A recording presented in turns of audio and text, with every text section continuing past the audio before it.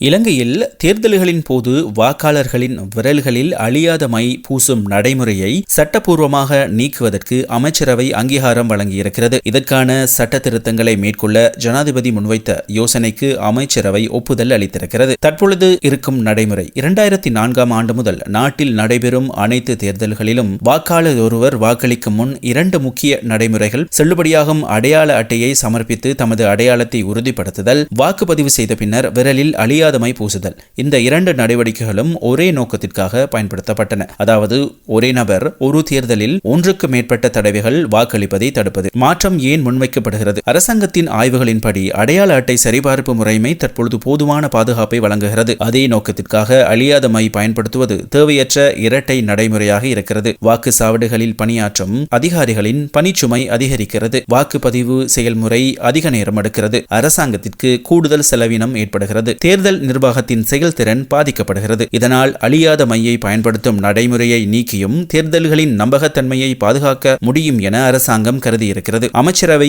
எடுத்துள்ள தீர்மானம் அழியாத மை பயன்படுத்துவதற்கான ஏற்பாடுகளை அனைத்து தேர்தல் சட்டங்களிலும் இருந்தும் நீக்குவதற்கான நடவடிக்கைகளை மேற்கொள்ள அமைச்சரவை அங்கீகாரம் வழங்கியிருக்கிறது. திருத்தப்பட உள்ள சட்டங்கள் பின்வரும் சட்டங்களில் உள்ள சம்பந்தப்பட்ட பிரிவுகள் நீக்கப்பட இருக்கின்றன. ஜனாதிபதி தேர்தல் சட்டம் 1981ஆம் ஆண்டின் 15ஆம் இலக்க ஜனாதிபதி தேர்தல் சட்டம் பிரிவு 36, பாராளுமன்ற தேர்தல் சட்டம் 1981ஆம் ஆண்டின் 1ஆம் இலக்க பாராளுமன்ற தேர்தல் சட்டம் பிரிவு 38, மாகாண சபை தேர்தல் சட்டம் 1988ஆம் ஆண்டின் 2ஆம் இலக்க மாகாண சபை தேர்தல் சட்டம் பிரிவு 36, உள்ளூராட்சி மன்ற தேர்தல்கள் கட்டளை சட்டம் அத்தியாயம் 262, உள்ளூராட்சி அதிகார சபை தேர்தல் கட்டளை சட்டம் பிரிவு 53A, மக்கள் தீர்ப்பு சட்டம் 1981ஆம் ஆண்டின் 7ஆம் இலக்க மக்கள் தீர்ப்பு சட்டம் பிரிவு 21. இந்த முடிவுகளின் தாக்கம் சட்ட திருத்தங்கள் அமலுக்கு வந்தால் வாக்காளர்கள் தேர்தல் நாளில் அடையாள அட்டையை மட்டும் சமர்ப்பித்து வாக்களிக்க முடியும். விரலில் அழியாத மை பூசப்படாது. வாக்குச்சாவடிகளில் வாக்குப்பதிவு